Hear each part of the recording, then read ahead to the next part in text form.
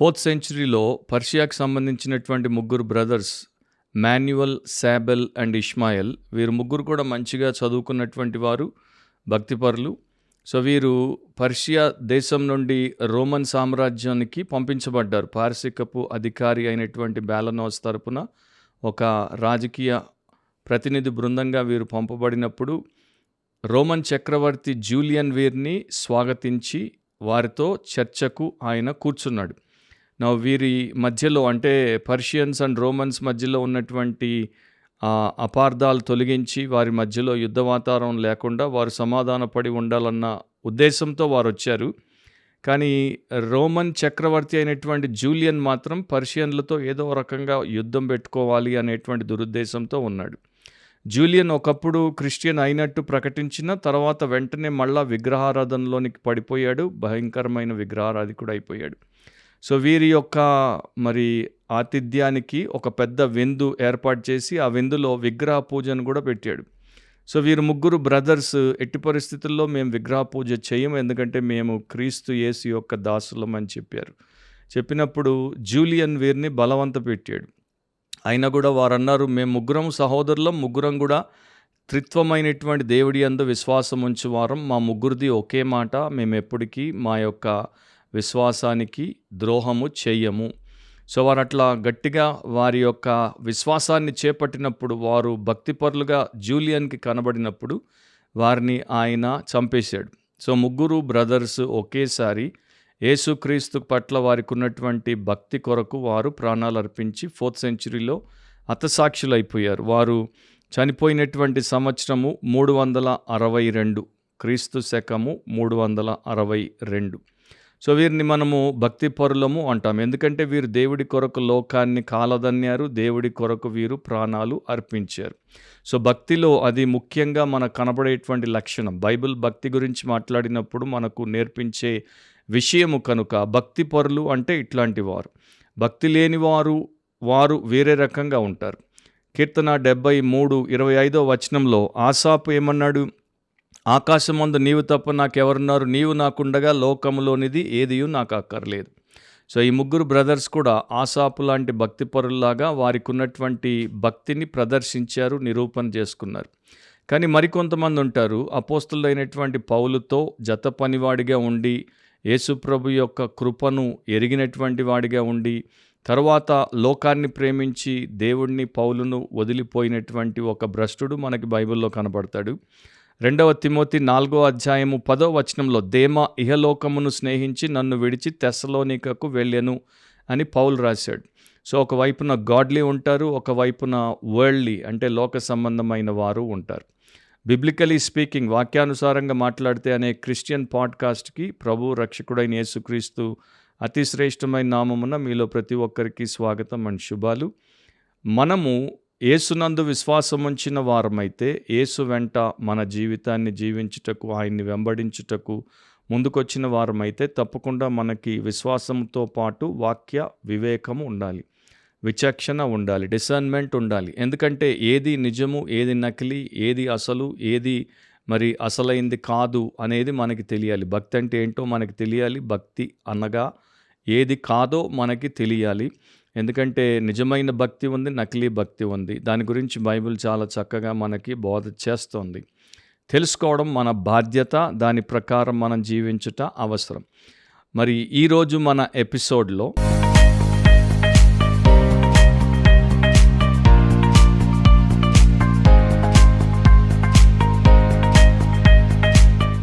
ఈరోజు మన పాడ్కాస్ట్ యొక్క టైటిల్ ఏంటంటే బోగస్ గాడ్లీనెస్, బూటకపు భక్తి. బోగస్ అనేటువంటి ఆంగ్ల పదాన్ని తెలుగులో కూడా బోగస్ అని వాడచ్చు, కానీ దాని యొక్క అర్థం ఏంటంటే నకిలీ, బూటకము, నిజము కానిది, అసలైనది కానిది, మోసపూరితమైనది. సో ఇప్పుడు మన క్రైస్తవ లోకంలో ప్రపంచవ్యాప్తంగా తీసుకుంటే ఈ భాష ఆ భాష అని వ్యత్యాసము చూపకుండా సూర్యుడి కింద ఉన్నటువంటి క్రైస్తవ లోకంలో మన కాలంలో మనకు బోగస్ బోధకులు, లేకపోతే నకిలీ బోధకులు, నకిలీ పాస్టర్లు, నకిలీ ప్రవక్తలు, నకిలీ ప్రవచనాలు, నకిలీ చర్చిలు, నకిలీ క్రైస్తవులు, నకిలీ ప్రసంగాలు, నకిలీ పాటలు, నకిలీ సాక్ష్యాలు, నకిలీ దైవ భక్తి విస్తృతంగా కనబడుతోంది. అండ్ నిజం చెప్పాలంటే ఇది ప్రపంచ దేశాలను భారీ సునామీలాగా ముంచెత్తేస్తోంది.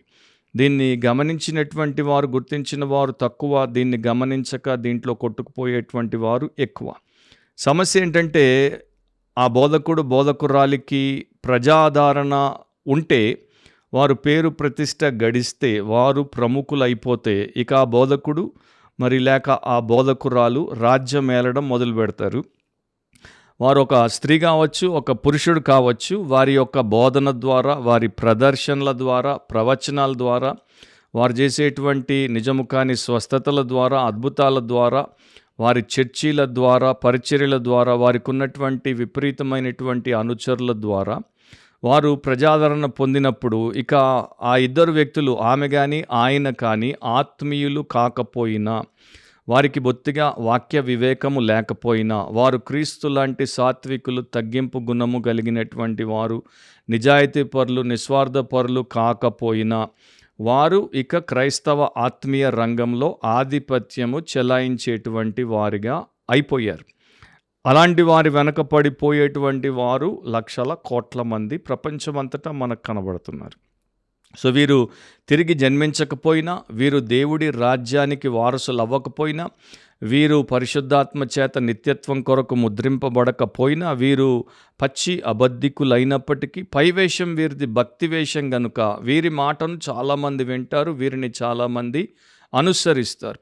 కొన్ని ప్రాంతాల్లో ఇప్పుడు ఎట్లా తయారైపోయిందంటే, యేసుక్రీస్తు ప్రభు కన్నా ఆ బోధకుడు, ఆ ప్రసంగికుడు, ఆ ప్రవక్త, ఆ పాస్టర్ లేకపోతే ఆమె ఎక్కువైపోయారు. ఒకవేళ ప్రభు అయిన యేసు వారి ముందు నిలబడి నేనే నిజమైన ప్రభువును, వీరు నా సేవకులు కారు, వీరు నకిలీలు అని చెప్పినా కూడా ఆయన్ని నమ్మనటువంటి స్థితిలో వారు ఉన్నారు. సో ఇది పచ్చి నిజం. మనమందరం కూడా కళ్ళు తెరిచి తెలుసుకోవాల్సినటువంటి సత్యం. వీరు మోసగాళ్ళు, దగాకోర్లు, కపటులు, కానీ వీరు ప్రస్తుతం రాజ్యం ఏలుతున్నారు. But at the same time మనకి అక్కడక్కడ దేవుడు పెట్టినటువంటి కొంతమంది భక్తులు కనబడతారు. అహాబు, యెజబేలు కాలంలో వారి యొక్క అబద్ధ ప్రవక్తలు వందల సంఖ్యలో ఉన్నారు, కానీ దేవుడి ప్రవక్త ఏలియా ఒక్కడే ఉన్నాడు. సో అట్లాగే ఇప్పుడు కూడా మనకు కనబడేటువంటి పరిస్థితి ఏంటంటే, భక్తిపరులు లేకపోతే భక్తిపరుడైనటువంటి సంఘ కాపరి కావచ్చు, లేకపోతే సేవకుడు, బైబిల్ బోధకుడు కావచ్చు, స్వచ్ఛమైనటువంటి దేవుడి వాక్యాన్ని పరిశుద్ధాత్మ జ్ఞానముతో బోధించిన అతనిని ఫాలో అయ్యేవారు లేకపోతే వినేవారు చాలా తక్కువ. యేసు యొక్క నిజమైన అనుచరుడుగా ఆయన ఉన్నప్పటికీ ఆత్మీయుడు, వివేకవంతుడు, సరళమైన వాడు, నిజాయితీపరుడు, నిస్వార్థపరుడు, త్యాగపూరితుడు అయినప్పటికీ అతన్ని ఎవరు వినరు, అతన్ని ఎవరు వెంబడించరు. వాస్తవానికి అతన్ని పూర్తిగా విస్మరిస్తారు, పక్కన పెట్టేస్తారు, లేకపోతే తీసి చెత్తబుట్టలో పడేస్తారు.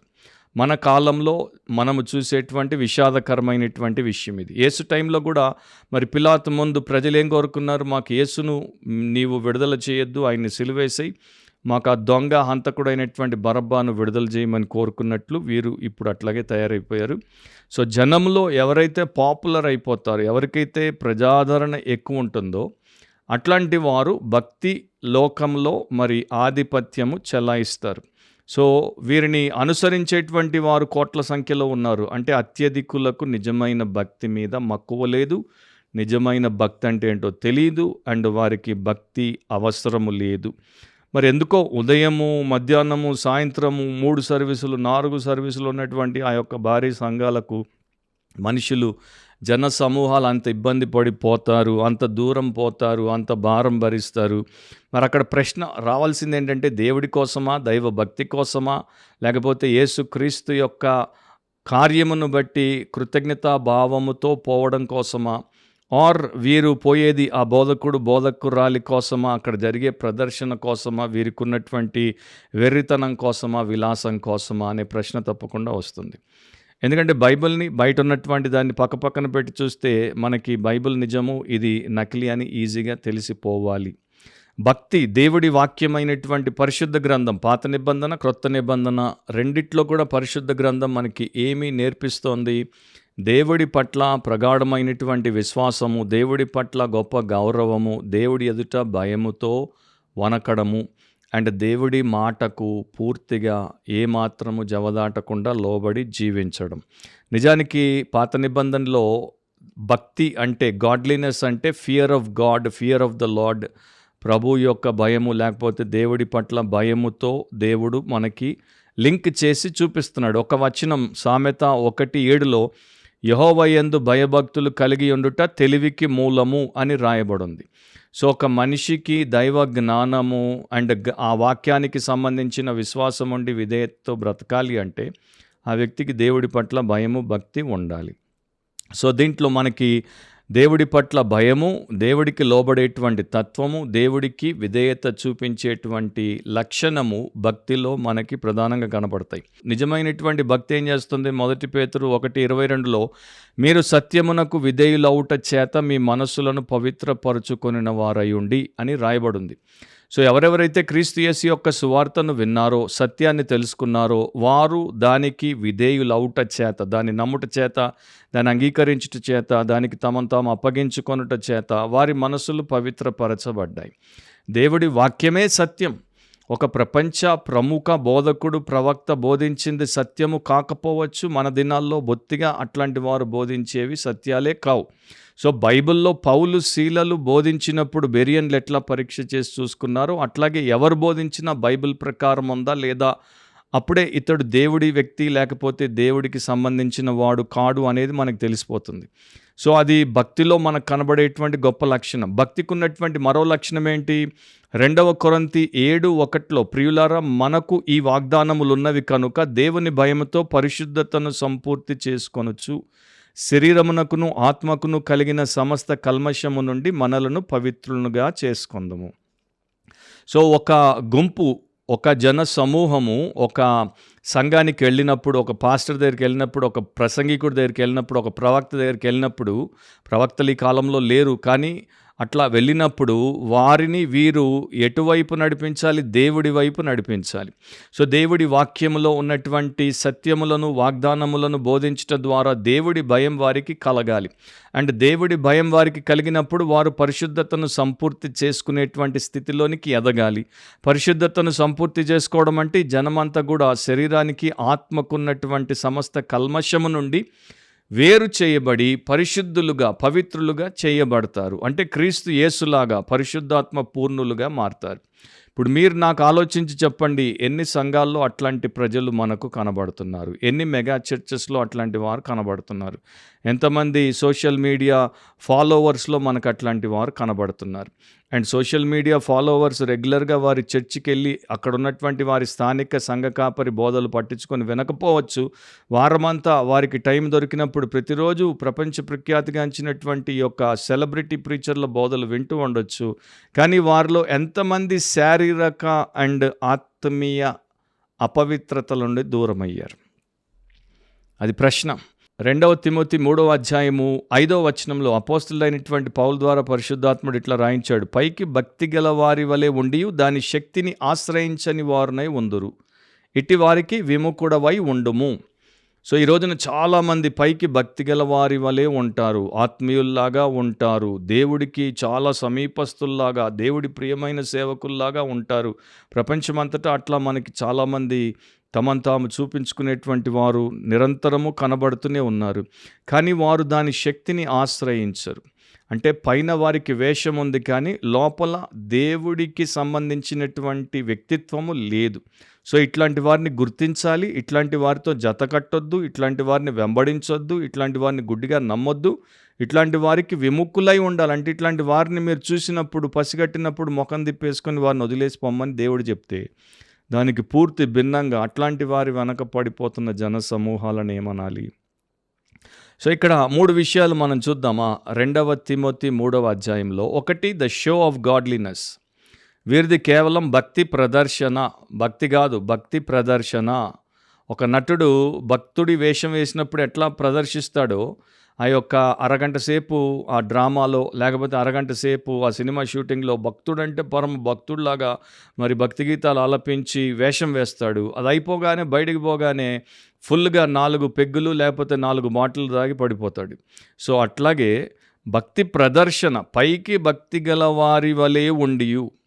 సో వీరు నిజంగా దేవుణ్ణి ప్రేమించరు గనుక, దేవుడికి వీరికి సంబంధం లేదు గనుక వీరు పైకి భక్తి గలవారిలాగా ఉంటారు. లోపల ఎట్టి పరిస్థితుల్లో వీరికి భక్తి ఉండదు. సో వీరికి పై వేషం ఉంటుంది. వీరిది నిజమైన భక్తి కాదు, నకిలీ భక్తి. అండ్ వీరు ఆత్మీయులుగా ఉంటారు కానీ వీరు అధములు, వీరు ఆత్మీయులు కారు. వీరు మరి ఆ యొక్క బూటకపు బోధకులు, లేకపోతే బూటకపు సేవకులు. సో భక్తి వేషం ఎందుకు, భక్తి ముసుకెందుకు అంటే శక్తి కోసం. వీరికి వారి వెంట పడి వస్తున్నటువంటి వేలాది మంది లేక లక్షలాది మంది ప్రజల మీద శక్తిని కలిగి ఉండడం, అధికారాన్ని కలిగి ఉండడం, వారందరినీ వీరి గుప్పెట్లో పప్పెట్లుగా చేసి పెట్టుకోవడానికి వీరు అట్లాంటి ప్రదర్శనలు చేస్తారు. తర్వాత భుక్తి కోసం వారు ఎంతమంది వీరి దగ్గరికి వస్తే అంత ధనం వీరి ఖజానాలో చేరుతుంది కనుక వీరు బాగా బలిసిపోవచ్చు కదా, దానికోసం వీరు వారి మీద ఈ భక్తి ప్రదర్శన చేస్తారు. మూడవది, అది ఎక్కువైపోయినప్పుడు మరి శక్తి అండ్ భుక్తి అంటే డబ్బు ఎక్కువైపోయినప్పుడు రక్తిలోనికి వచ్చేస్తారు. ప్రస్తుతం ప్రపంచంలో లాస్ట్ 2 yearsలో మెగా చర్చ్ పాస్టర్లు, మెగా ప్రీచర్లు ఎంతమంది పాపాల్లో పడి దొరికి బయటపడి సేవ నుండి దూరం చేయబడ్డారో మనకి తెలుసు. మీకు తెలియదేమో కానీ నాకు తెలుసు. సో రక్తి కోసం అంటే విపరీతమైనటువంటి భోగాల కోసం, విలాసాల కోసం వీరి దగ్గర ఉన్న డబ్బుని వీరు వాడుకుంటారు. వీరిలో భక్తి లేదు, వీరికి దైవిక శక్తి లేదు. సో వీరు భ్రష్టత్వంలో ఉన్నారు కానీ భక్తుల్లాగా మనకి పోజ్ పెట్టారు. నిజమైనటువంటి భక్తుడు ఎట్లా ఉంటాడు అనేది ఒక ఉదాహరణ నేను మీకు చూపిస్తాను.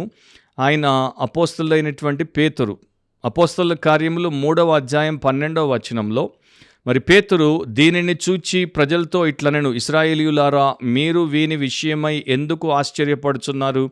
మా సొంత శక్తి చేతనైనను భక్తి చేతనైనను నడవను వీనికి బలమిచ్చినట్టుగా మీరెందుకు మా తట్టు తేరి చూచుచున్నారు? అపోస్తలుల కార్యములు 3 ప్రారంభం నుండి మనం ఏం చూస్తాము? పేతురు, యోహాన్లు ప్రార్థన చేయడానికి దేవాలయానికి వెళ్ళారు. అక్కడ పుట్టినప్పటి నుండి కుంటివాడిగా ఉన్నవాడిని తెచ్చి కూర్చోబెడితే పేతురు ఆ వ్యక్తిని స్వస్థపరుస్తాడు. ఆ వ్యక్తి లేచి నిలబడతాడు, నడుస్తాడు, పరుగులు పెడతాడు, గంతులేస్తాడు, దేవుడిని స్తుతిస్తాడు. అద్భుతం జరిగింది, నిజమైన స్వస్థత అది. వారు అక్కడ ఉన్నటువంటి ప్రజలు కని విని ఎరుగనటువంటిది కనుక వారు విస్మయము చెందారు. అండ్ పేతురు, యోహాన్ల వంక ఆశ్చర్యముతో చూస్తున్నారు. వీరు మనలాంటి మనుషులు కారు, వీరికి ఏదో దైవిక శక్తి ఉంది, వీరు అసాధారణమైనటువంటి అద్భుతము చేశారు అని చూస్తున్నప్పుడు అది అంత చక్కగా పేతురు తన పేరు పెంచుకోవడానికి, తన యొక్క ప్రభావమును పెంచుకోవడానికి వాడుకోవచ్చు. ప్రతి భ్రష్టుడు అట్లాగే ఏమి చెయ్యకుండానే చేస్తున్నప్పుడు ఈ పరిశుద్ధుడు, ఈ భక్తిపరుడు అంతా దేవుడు ఆయన్ని వాడుకున్న తర్వాత కూడా ఏమంటున్నాడు? ఇతనికి స్వస్థత కలగడానికి మా స్వంత శక్తి కానీ మా స్వంత భక్తి కానీ కారణము కాదు. ఇతడు యేసుక్రీస్తు ద్వారా స్వస్థతను పొందాడు. కనుక పేతురు మీదికి వారి యొక్క దృష్టి పెట్టి తేరి చూచినప్పుడు దృష్టిని ఆయన మీద నుండి దేవుడి మీదికి మరల్చాడు. భక్తుడు ఇట్లా ఉంటాడు. దేవుడి మీద నుండి దృష్టిని తమ మీదికి మరల్చుకునేటువంటి వారు భక్తులు కారు, భ్రష్టులు. అట్లాంటి వారే మనకు ప్రస్తుతం చాలామంది బోగసోళ్ళు కనబడుతున్నారు. అండ్ ఈ పేతురు భక్తిపరుడా కాదా అనేది బైబిల్ మీరు ఒక్కసారి చదివినా మీకు అర్థమైపోతుంది. పెంతెకోస్తు దినానికి ముందు 10 దినాలు మిద్దె మీద గదిలో ప్రార్థనలో అతడు మరి కొనసాగినటువంటి వాడు. పెంతెకోస్తు దినాన్న పరిశుద్ధాత్మ చేత గొప్ప శక్తితో నిండుకొని శక్తివంతమైనటువంటి హృదయములను ఛేదించేటువంటి ప్రసంగం చేస్తే 3,000 మంది ఆత్మలు విరోధులు విశ్వాసులైపోయారు విమోచింపబడిన తర్వాత. అండ్ ఈ 3,000 పైచులకు ఎట్లా మారిపోయారు? వెనువెంటనే అపోస్తల కార్యములు 2:42లో వారందరూ కూడా అపోస్తల బోధయందును, సహవాసమందును, రొట్టె విరుచుటయందును, ప్రార్థన చేయుటయందును ఎడతెగక ఉండిరి. మరి 2000 సంవత్సరాల క్రైస్తవ చరిత్రలో ఇట్లా రక్షించబడి వెంటనే బాప్తిస్మం పొంది వెంటనే ఈ స్థాయికి ఎదిగినటువంటి ప్రజానికాన్ని మీరు చూపించుట బహు కష్టం. అసలు ఉన్నదా అన్నది ప్రశ్న. అంత గొప్ప రివైవల్ అన్నమాట. అంత గొప్ప హెవెన్స్ టచ్ ఆన్ ఎర్త్, పరలోకము నుండి భూమి మీద ఉన్నటువంటి వీరిని దేవుడే స్పర్శించాడు, తాకాడు అన్నంతగా వీరు మారిపోయారు. తర్వాత పేతురు ఎట్లాంటి సేవకుడో మనకు అపోస్తలుల కార్యములు చదువుకుంటూ పోతే కనపడుతుంది. 10వ అధ్యాయము 9-10 వచనాల్లో, మరునాడు వారు ప్రయాణమైపోయి పట్టణమునకు సమీపించినప్పుడు పగలు ఇంచుమించు 12 గంటలకు పేతురు ప్రార్థన చేయుటకు మిద్దె మీదికి ఎక్కాను. సో ఉదయం 9 గంటలకు ప్రార్థన చేస్తున్నాడు, మధ్యాహ్నం 12 గంటలకు ప్రార్థన చేస్తున్నాడు, సాయంత్రం 3 గంటలకు ప్రార్థన చేస్తున్నాడు, రాత్రి ప్రార్థన చేస్తాడు. అట్లాంటి భక్తిపరుడు పేతురు. అతడు మిక్కిలి ఆకలిగొని భోజనము చెయ్యగోరెను. ఇంటివారు సిద్ధము చేయుచుండగా అతడు పరవశుడై, ఆయనకు ఆకలేసింది అయినా కూడా ఆయన ప్రభునందు పరవశించిపోయాడు. అంటే ఆయన శరీర ఇచ్చలకు అతీతముగా ఆత్మ సంబంధమైన సంతోషంలో దేవుడి సన్నిధానంలో మునిగిపోయాడు, పరవశంలోనికి వెళ్ళిపోయాడు. సో అట్లాంటి వ్యక్తి నా భక్తితో నా శక్తితో ఇతడికి దేవుడు స్వస్థతనివ్వలేదు అని చెప్తున్నాడు. ఇతడు నిజమైన భక్తిపరుడు, ఇతడు ఆత్మీయుడు, ఇతడు దైవాత్మతో నిండినటువంటి వ్యక్తి. ఇట్లాంటి వారు ఈ రోజుల్లో మనకి ఎంతమంది కనబడుతున్నారు? రెండవది ద షామ్ ఆఫ్ గాడ్లీనెస్, భక్తి నటన. దాని శక్తిని ఆశ్రయించని వారునై ఉందురు. అంటే వారికి దేవుడితో సంబంధం లేదు కనుక వారు పైకి భక్తిపరులు, దేవుడి సంబంధులు, దేవుడికి సమర్పించబడిన వారుగా చూపిస్తారు, అట్లా మాట్లాడతారు. కానీ అట్లా వారు మసులు కోరు. వారి యొక్క పలుకులు అట్లా ఉండొచ్చు, వారి ప్రసంగాలు అట్లా ఉండొచ్చు, కానీ వారి యొక్క ప్రవృత్తి, వారి యొక్క ప్రవర్తన అట్లా బొత్తిగా ఉండదు. నేను ఒక ఎగ్జాంపుల్ మీకు చెప్తాను. ఇస్కరియోతు యూదా 12 మందిలో ఒకడు అపోస్తలుడు, అండ్ అతన్ని యేసుప్రభు పసిగట్టాడు, కానీ మిగతా 11 మంది పసిగట్టలేకపోయారు. అతడు నకిలీవాడని, వేషధారి అని, భ్రష్టుడని వారు గుర్తించలేకపోయారు. అంటే అపోస్తలులైనటువంటి వారు కూడా వారి మధ్యలో ఉన్నటువంటి ఒక భ్రష్టుడిని గుర్తించలేకపోయారు. అండ్ ఈ రోజున మనమైతే ఇక ఆ స్థాయిలో లేని వారము. అండ్ మన మధ్యలో ఉన్నటువంటి వారికి ఎక్కువ మందికి బైబిల్ జ్ఞానం బొత్తిగా లేదు కనుక ఇట్లాంటి వారిని గుర్తించడం వారికి కష్టమైపోతుంది. యూదాకి ఏముంది అంటే పైవేషం ఉంది, భక్తిగల వానిగా పైవేషం ఉంది, కానీ లోపల యేసుతో అతనికి సంబంధం లేదు, యేసుకి ఎప్పుడు సమర్పించుకోలేదు. సో అతడు పైవేషంతో అందరినీ మోసగించాడు. ఎంతగా మోసగించాడంటే అతడు ఆ యొక్క యేసుప్రభు పరిచర్యకి కోశాధికారి, ట్రెజరర్ అయిపోయినప్పుడు అతడు దొంగతనం చేస్తున్నా కూడా ఇతరులు గుర్తించలేకపోయారు. అండ్ అతన్ని ఒక రోజున యేసుప్రభు బల్ల దగ్గర అందరు కూర్చున్నప్పుడు, నాతో భోజనము చేయువాడు నన్ను అప్పగిస్తాడు, మోసం చేస్తాడు అన్నప్పుడు, వీడినేమో అని ఆ టైంలో కూడా 11 మంది అతన్ని అనుమానించలేదు, మనలో ఒకడేమో అనుకున్నారు. అంటే అంతగా యాక్టింగ్ చేశాడనమాట, అంత నటన. మరి యేసుతో ఉన్నటువంటి వారి ముందే అతడు నటించగలిగితే ఇక మన ముందు మన నటులు ఎందుకు నటించలేరు, మన నటీమణులు ఎందుకు నటించలేరు? సో ఈ యూదాకి పైకి భక్తిగల వేషం ఉంది, కానీ లోపల దేవుడి శక్తి లేదు. సో ఇట్లాంటి వారు ఏమైపోతారు? డబ్బుకు దాసోహం అయిపోతారు. అండ్ డబ్బు కోసం యేసు నమ్మేసినట్టు వీళ్ళు కూడా ఈ రోజున దేవుడి సేవ పేరట, ఆత్మీయత పేరట, క్రైస్తవ్యం పేరట దేవుడిని అమ్మకానికి పెట్టారు. సో అక్కడ ఆ 2 తిమోతి 3లో ఇంకో మాట ఉంది, దేవుని కంటే సుఖానుభవం ఎక్కువగా ప్రేమించువారు. సో వీరు దేవుడి కన్నా సుఖానుభవాన్ని ఎక్కువ ప్రేమిస్తారు. వీరికి దేవుడు లేకపోతే దేవుడి వాక్యము, దేవుడి జ్ఞానము, దేవుని చిత్తము, దేవుని ప్రభావము అవసరం లేదు. వీరికి సుఖభోగము కావాలి. అండ్ ప్రపంచంలో చాలామంది ఈ రోజున వారికి దేవుడి జ్ఞానం వద్దు, దేవుడి సన్నిధానం వద్దు, దేవుడి సంకల్పం వద్దు, వారి యొక్క కష్టాల్లో నుండి వారు బయటపడి సుఖంగా బ్రతకాలి, వారికి మరి లేనివి భోగాలుగా దొరకాలి. అందుకోసం ఇట్లాంటి వారి వెంట ఈ బోగస్ భక్తులు కూడా పడిపోతున్నారు. మీరు ఒకవేళ అట్లా ఉంటే దాంట్లో నుండి బయటపడడం మంచిది, లేకపోతే మీరు పూర్తిగా మోసపోతారు.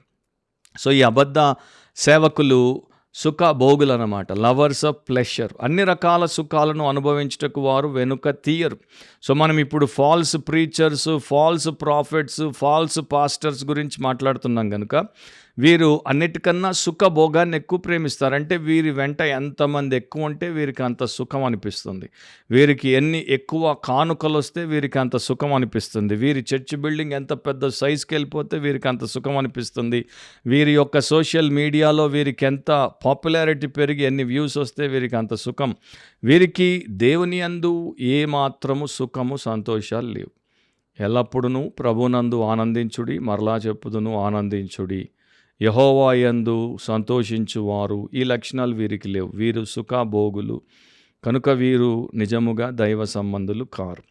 16th centuryలో థియోడర్ బేజా అనే భక్తుడు ఉండేవాడు. ఆయన కాల్విన్ యొక్క సమకాలికుడు. ఆయన చెప్పాడు, క్రైస్తవ భక్తిలో 3 గొప్ప లక్షణాలు ఉంటాయి. ఒకటి, దేవుడి వాక్యము శాసించేదిగా ఉంటుంది. రెండవది, క్రీస్తు కొరకు హింసల పాలవ్వడం ఉంటుంది. మూడవది, దేవుడే సార్వభౌముడై ఉన్నాడు, మన జీవితంలో సమస్తమును ఆయన చిత్త ప్రకారమే జరుగుతోంది అన్న నిరీక్షణ ఉంటుంది. ఈ 3 అండ్ ఈ 3 ఉన్నప్పుడు భక్తి, ఈ 3 లేకపోతే భక్తి కాదు. అండ్ ఈ 3 ప్రస్తుతం ఉన్నటువంటి బోగస్ బోధకులు, బోగస్ చర్చెస్లో మనకు కనిపించవు. అక్కడ దేవుడి వాక్యం ప్రధానంగా ఉన్నది ఉన్నట్టు ప్రకటించబడదు. సత్యమును వారు వివరించి విశదీకరించి ప్రజలకు నేర్పించరు, శిష్యుల్నిగా చెయ్యరు. రెండవది, వారు క్రీస్తునందున్నటువంటి వారికి హింస, శ్రమ కలుగుతాయని బొత్తిగా చెప్పరు. యేసును నమ్ముకుంటే అవి ఉండవు అని అబద్ధం ఆడతారు. మూడవది, దేవుడి సార్వభౌమత్వం గురించి వారు మాట్లాడరు. మాట్లాడితే వీరి యొక్క ఆధిపత్యము నడవదు. కనుక ఈ ప్రకారం మనుషుల్ని మోసపుచ్చారు. సో థియోడర్ బేజా ఏమన్నాడు బైబిల్ గురించి? ఆయన ప్రార్థనలో బైబిల్ గురించి ఇట్లా ధృవీకరించి పలికాడు. దేవుడితో చెప్తున్నాడు, దేవుడి వాక్యమైన పరిశుద్ధ గ్రంథం నీ మహిమకు ప్రతిరూపం, అది నీ రాజ్యం యొక్క చట్టం, పరలోకానికి అదే నిచ్చెన, పరదేశుకు అదే ద్వారం, అది రక్షణ యొక్క బాక. క్లుప్తంగా చెప్పాలంటే భక్తి, నీతి, జ్ఞానం, ఓదార్పు, పరిపూర్ణత అన్న వాటి యొక్క ఖజానా పరిశుద్ధమైన బైబిల్ అని చెప్పాడు. ఈ రోజున ఎంతమంది బైబిల్తో అట్లాంటి అనుబంధం కలిగి ఉన్నారు చెప్పండి. తర్వాత 2 తిమోతి 3:12 ఉన్నట్టు క్రీస్తు యేసునందు సద్భక్తితో బ్రతుకును ఉద్దేశించి వారందరూ హింస పొందుదురు. కొన్నేళ్ల క్రితము జపాన్ కొరియా మీద దాడి చేసి కొరియన్లను బంధించేసింది. చాలామంది కొరియన్లు జాపనీస్ వారి చేత చెరపట్టబడి జైళ్ళకు పోయారు. అండ్ జపాన్కి కూడా తీసుకుపోయి జాపనీస్ జైళ్ళలో వేసేసారు. సో ఆ టైంలో అక్కడ ఉన్నటువంటి ఒక మిషనరీ దగ్గరికి స్థానిక మెథడిస్ట్ పాస్టర్ వచ్చి బాధతో అడిగాడు, మరి మిషనరీ గారు, నాకు అర్థం అవ్వట్లేదు, చాలామందిని వారు చెరపట్టారు కానీ నన్ను వారు పట్టుకోలేదు. మరి నాకు తెలిసి మన దగ్గర ఉన్నటువంటి జైల్లో 37 మంది ప్రెస్బిటేరియన్ పాస్టర్లని జైల్లో వేసేశారు, కానీ ఒకే ఒక మెథడిస్ట్ పాస్టర్ని వేశారు, నన్ను మాత్రం వదిలేశారు. అంటే నేను భక్తి పరుడను కానా? నాకు భక్తి లేదా? ఎందుకంటే బైబిల్లో క్రీస్తు యేసునందు సద్భక్తి గలవారు తప్పకుండా హింసించబడతారు అని ఉంది కదా. వాళ్ళు నన్ను హింసించలేదు, వాళ్ళు నన్ను చెరసాలకు తీసుకెళ్ళలేదు, నాలో భక్తి లేదా అని అడిగేశాడు. ఈ రోజున ఒకవేళ ఎవరైనా భక్తిపరులు మరి అట్లాంటి పరిస్థితికి వెళ్తే జరిగేటువంటి నానా రభస ఏంటో మీకు అందరికీ బాగా తెలుసు. సో బైబిల్ నుండి ఎంత దూరం అయిపోతారో అంత బోగస్ భక్తులుగా మారిపోతారు అనేది ప్రత్యేకంగా చెప్పనవసరం లేదు.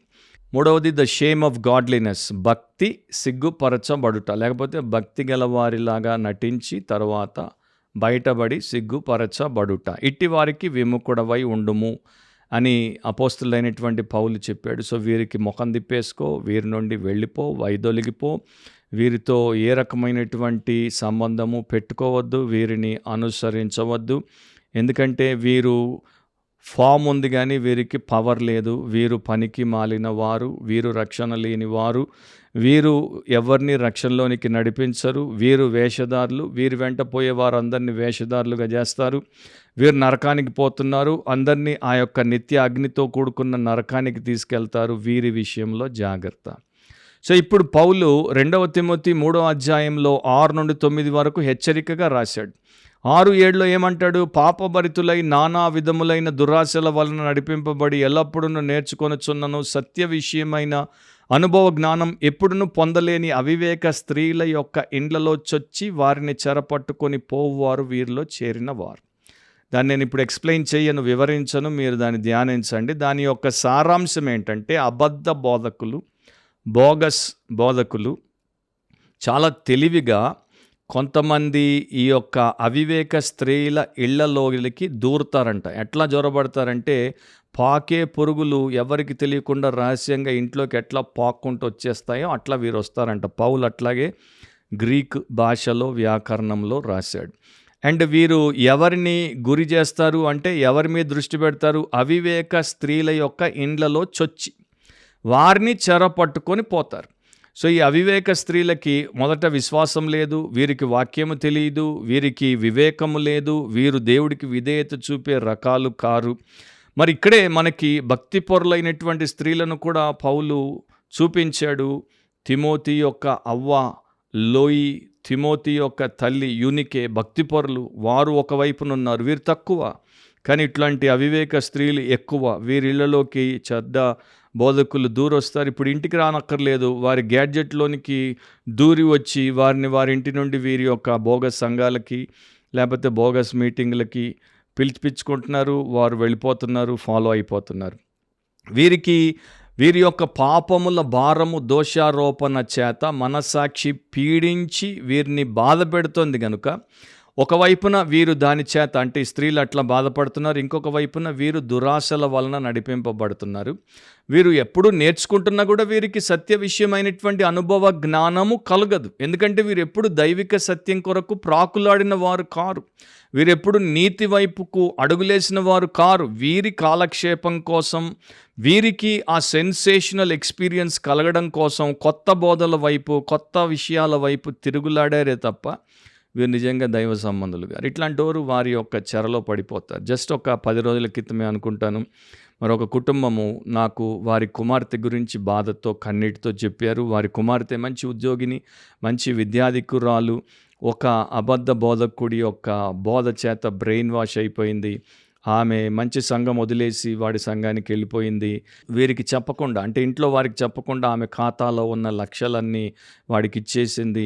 వీరు ఆమె నిలదీస్తే ఇల్లు వదిలిపోవడానికి సిద్ధపడిపోయింది. వీరు మరి ఎంతో బాధతో కన్నీరు గారుస్తున్నారు. ఆ మనిషిని వీరు వెనక్కి తీసుకురాలేకపోతున్నారు, ఎందుకంటే బ్రెయిన్ వాష్ అయిపోయింది. ఒక కల్ట్ లాంటి చర్చిలో పడిపోయింది.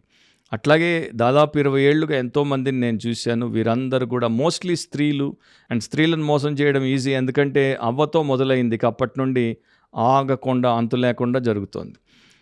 ఇక 8:9లో ఎన్ఏ ఎంబ్రే అనువారు మోషేను ఎదిరించినట్టు వీరును చెడిన మనస్సు కలిగి విశ్వాస విషయంలో భ్రష్టులై సత్యమును ఎదురింతురు. ఈ యొక్క అబద్ధికులు మోషే కాలంలో ఫరో దగ్గర ఉన్నటువంటి మంత్రగాళ్ళు, వారి పేర్లు బైబిల్ మనకి చెప్పదు, కానీ యూదుల టార్గంలో వీరి పేర్లు రాయబడ్డాయి కనుక ఎన్ఏ ఎంబ్రే అనేటువంటి పేర్లు ఆ టార్గం నుండి తీసుకొని పౌలు ఇక్కడ మనకి కోట్ చేశాడు.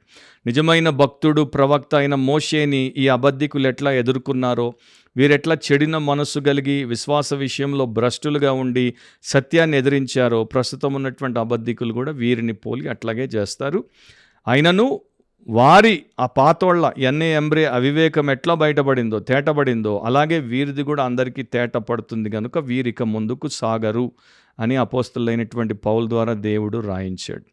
సో మీరు ఒకవేళ ఇట్లాంటి అబద్ధికులను, బోధకులను, లేకపోతే బోగస్ బోధకులను వెంబడిస్తుంటే జాగ్రత్త. ఎలాంటి వారిని వెంబడించాలి అక్కడే దేవుడే రాయించి పెట్టాడు. 2 తిమోతి 1-9 వరకు హెచ్చరిక, 10-17 వరకు మనం పాటించాల్సినటువంటి బోధ. అక్కడ ఏమని రాశాడు పౌలు? అయితే నీవు నా బోధను, నా ప్రవర్తనను, నా ఉద్దేశమును, నా విశ్వాసమును, నా దీర్ఘశాంతమును, నా ప్రేమను, నా ఓర్పును, అంతియోకయ, ఇకోనియ, లుస్త్రాను పట్టణముల్లో నాకు కలిగినటువంటి హింసలను, ఉపద్రవములను తెలుసుకున్న వాడవై నన్ను వెంబడించితివి. అట్టి హింసలను సహించితిని గాని వాటన్నిటిలో నుండి ప్రభువు నన్ను తప్పించెను. క్రీస్తు యేసునందు సద్భక్తితో బ్రతుకనుద్దేశించు వారందరూ హింస పొందుదురు. అయితే దుర్జనులను, వంచకులను, ఇతరులను మోసపరచుచు తామును మోసపోవచ్చు అంతకంతకు చెడిపోవుదురు. క్రీస్తు యేసునందు ఉంచవలసిన విశ్వాసం ద్వారా రక్షణార్థమైన జ్ఞానం నీకు కలిగించుటకు శక్తిగల పరిశుద్ధ లేఖనములను బాల్యము నుండి నీవెరుగుదువు కనుక నీవు నేర్చుకొని రూఢి అని తెలుసుకున్నవి ఎవరి వలన నేర్చుకుంటివో ఆ సంగతి తెలుసుకొని వాటి యందు నిలుకడగా ఉండుము. దైవజనుడు సన్నద్ధుడై ప్రతి సత్కార్యమునకు పూర్ణముగా సిద్ధపడి ఉండునట్లు దైవావేశం వలన కలిగిన ప్రతి లేఖనము ఉపదేశించుటకును, ఖండించుటకును, తప్పుదిద్దుటకును, నీతి యందు శిక్ష చేయుటకును ప్రయోజనకరమై ఉన్నది. సో దేవుడి వాక్యము చేత దైవ సేవకుల యొద్ద నీవు ఈ ప్రకారము దైవజనుడిగా మారి ప్రతి సత్కార్యము చేయడానికి సిద్ధపడి ఉండు అని ఆయన తిమోతికి చెప్పాడు. మనందరికి కూడా దేవుడు అదే చెప్తున్నాడు. మనం ఆ ప్రకారం ఉండుట మనకి ధన్యత. ప్రజాదరణ ఉండి, పేరు ప్రతిష్టలుండి, ప్రపంచ స్థాయి బోగస్ బోధకుల వెంట పడే కన్నా చిన్న బోధకులు, నమ్మకమైన, నీతిగల, నిష్టగల, నిజమైన దేవుడి సేవకులు చేసే నిజమైన సత్యబోధల్ని అనుసరించుట క్షేమం. ఎరిక్ అనేటువంటి ఒక ప్రొఫెషనల్ ఫుట్బాల్ ప్లేయర్ ఉండేవాడు. మరి చిన్నతనము నుండి అతడికి ఒక క్రీడాకారుడు అవ్వాలన్న ఆలోచన, ఆశయం. మంచిగా ఎక్సర్సైజ్ చేసి బాడీ బిల్డ్ చేశాడు. కండలు పెంచాడు. బట్ యవ్వనంలోకి వచ్చినప్పుడు రక్షించబడ్డాడు. రక్షించబడిన తర్వాత అప్పటికే ఫుట్బాల్ ప్లేయర్, ఫుట్బాల్ ఆడుతున్నాడు. కానీ యేసు అతన్ని దేవుడి సేవ చేయడానికి, పాస్టర్గా మారడానికి పిలిచాడు. సో పాస్టర్ అయిపోయాడు. పాస్టర్ అయిపోయిన తర్వాత అతడు వీధుల్లోకి వెళ్ళేవాడు. పట్టణంలో ఉన్నటువంటి యువత అంటే యంగ్స్టర్స్ దగ్గరికి వెళ్ళి, ముఖ్యంగా అబ్బాయిల దగ్గరికి వెళ్ళి వారికి ఒక లెసన్ నేర్పించేవాడు. మీరు కూడా ఇట్లా బాడీ బిల్డ్ చేయాలంటే ఏమి చేయాలో నా దగ్గర నేర్చుకోవచ్చని బాడీని చూపించి, ఆ బాడీకి నిజంగా ఎంత శక్తి ఉందో హ్యాండ్ కఫ్స్ వారితో వేయించుకుని, అంటే సంకెళ్ళు వేయించుకుని వాటిని అట్లా తుత్తునీయలుగా తేంచేసేవాడు. సో వారందరూ ఆశ్చర్యపోయేవారు, అంత పవర్ఫుల్ బాడీ అయినది అని. తర్వాత చెప్పేవాడు, ఈ బాడీలీ ఎక్సర్సైజ్ అంటే శరీర సంబంధమైన వ్యాయామము ఈ లోకంలో కొంతకాలమే, ఈ తర్వాత పనికిరాదు. కానీ మన ఆత్మ సంబంధమైన వ్యాయామము చాలా అవసరం. అది కేవలం క్రీస్తు యేసునందు విశ్వాసము, భక్తితో కూడిన విధేయతతో వస్తుందని చెప్పి అప్పుడు సువార్త ప్రకటించేవాడు. సో యేసు మన సంఖ్యలను, నిజమైన పాపిష్టి సంఖ్యలను యేసు మాత్రమే తెంచగలడు. ఏది తెంచదు, మనం తెంచుకోలేం. కనుక మీకు యేసు అవసరం అని వారికి చెప్పి వారిని చక్కగా విశ్వాసంలోనికి నడిపించి వారిని సంఘంలోనికి తెచ్చేవాడు. సో ఆ ప్రకారము భక్తిపరుడు అట్లా ఉంటాడు. భక్తిహీనులు ఇట్లాంటి బాహాటంగా తిరుగుతున్నటువంటి వారందరికీ సంఖ్యలేసి చెరపట్టి తీసుకెళ్లి నాశనానికి కొనిపోతారు. సో మరోసారి బిబ్లికలీ స్పీకింగ్, వాక్యానుసారంగా మాట్లాడితేనే క్రిస్టియన్ పాడ్కాస్ట్లో దేవుడు మనల్ని కలిపేంత వరకు ఆలోచించండి. మీకు భక్తి ఉందో లేదో, అండ్ ఒకవేళ భక్తి అన్నది మీకుంటే అది నిజమైందో కాదో, అండ్ మోసపోకుండా ప్రభు వచ్చే సమయంలో మీరు ఆయనలో ఉండి నిత్య జీవాన్ని అనుభవించుదురుగాక. క్రీస్తు యేసునందు పరిపూర్ణ విశ్వాసం ఉంచి పాపక్షమాపణ పొంది రక్షింపబడిన వారిగా దేవుడి సంబంధులుగా ఉందురుగాక. సో గుర్తుపెట్టుకోండి, వాక్యానుసారంగా ఆలోచించండి, వాక్యానుసారంగా కోరుకోండి, వాక్యానుసారంగా మాట్లాడండి, వాక్యానుసారంగా ప్రవర్తించండి, వాక్యానుసారంగా జీవించండి. అదే మీకు ధన్యత. God bless you all. See you soon. Amen.